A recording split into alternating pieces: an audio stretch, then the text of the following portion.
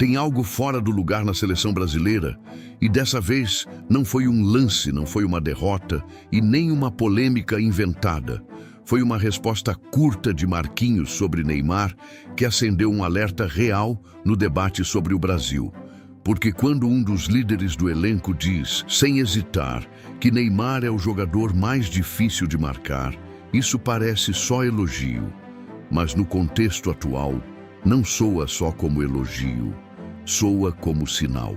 E quando essa fala é colocada ao lado da pressão sobre o papel de Neymar, das mudanças no time e do jeito como a seleção tenta se reorganizar, a história fica bem maior. O ponto aqui não é o que foi dito na superfície, é o que essa declaração expõe por trás. Afinal, se Neymar ainda impõe tanto respeito dentro do próprio ambiente da seleção, por que o clima em torno dele continua tão estranho? É aqui que essa história começa de verdade. Antes de aprofundarmos, se inscreva no canal e diga nos comentários de onde você está nos assistindo agora. Vou ler todos. E uma coisa que muita gente me pergunta: como eu faço esses vídeos de notícias? Foi com vídeos simples assim que eu consegui monetizar canais no YouTube. Se você quiser aprender como criar canais nesse formato, deixei um e-book no comentário fixado. É só acessar o link para ver como funciona.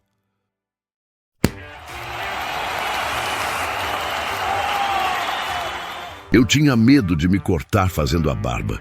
Testei o Philips OneBlade e foi outra história. Corta, apara e alinha sem irritar a pele. Dá para usar no seco ou no banho. Depois disso, virei fã. Link no primeiro comentário afixado. A fala do Marquinhos não parou na entrevista. Ela começou ali. Porque quando um jogador desse nível responde rápido, sem pensar muito, e coloca o Neymar como o mais difícil de marcar, isso não é só um elogio comum. Isso é leitura de quem vive o jogo por dentro. E tem um detalhe que muda tudo logo de cara. Ele não disse só que o Neymar é bom. Ele disse que é chato, que vai pra cima, que resolve, que faz tudo. E no futebol de hoje, isso significa algo muito maior do que parece. Significa que o jogo passa por ele, que ele concentra decisões, que ele exige atenção o tempo todo. E é exatamente aqui que a história começa a sair do óbvio. Porque quando alguém dentro da seleção fala assim, a gente não está mais discutindo talento, a gente está falando de papel. E aí entra o contexto. A seleção vem tentando mudar, vem buscando alternativas, vem tentando dividir responsabilidade. Mas quando a pergunta aperta, quando a resposta precisa ser direta, o nome que aparece continua sendo o mesmo: Neymar. E isso não é coincidência. Isso mostra que por dentro a percepção ainda não mudou tanto quanto parece por fora. Agora presta atenção em outro ponto que quase passou despercebido: a forma como essa fala foi recebida. Torcida questionando, programas debatendo, redes sociais divididas. E a dúvida surgiu rápido. Foi só elogio ou foi algo mais? E essa dúvida não nasce do nada. Ela nasce do momento, um ciclo pressionado, um grupo em construção e uma seleção que ainda busca identidade. E nesse cenário, qualquer palavra ganha peso, ainda mais quando vem de alguém que vive o dia a dia do elenco. E aqui entra um ponto que muda completamente a leitura dessa história. Neymar não falou nada, ele não se colocou, foi alguém de dentro que falou por ele. E isso, no futebol, diz muito, porque quando o reconhecimento vem de um companheiro, ele revela como aquele jogador é visto internamente.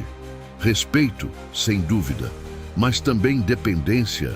Essa é a pergunta que começa a incomodar. E talvez seja exatamente por isso que essa fala ganhou tanta força. Porque ela não cria o problema, ela revela o que já estava ali. E quanto mais se olha para esse cenário, mais claro fica um movimento silencioso. A seleção tenta evoluir coletivamente, mas ainda gira em torno de um jogador que resolve no individual. E esse equilíbrio nunca é simples, porque tirar a dependência fortalece o time. Mas perder esse tipo de jogador pode custar decisão. E Neymar está exatamente nesse ponto. Ainda decisivo, ainda respeitado, ainda temido até por quem treina com ele, mas ao mesmo tempo cercado por um ambiente que começa a testar outras formas de jogar. E é aí que tudo fica mais interessante, porque essa fala do Marquinhos não aponta um problema novo. Ela escancara um dilema antigo. Até onde vai a dependência? E até onde começa a mudança?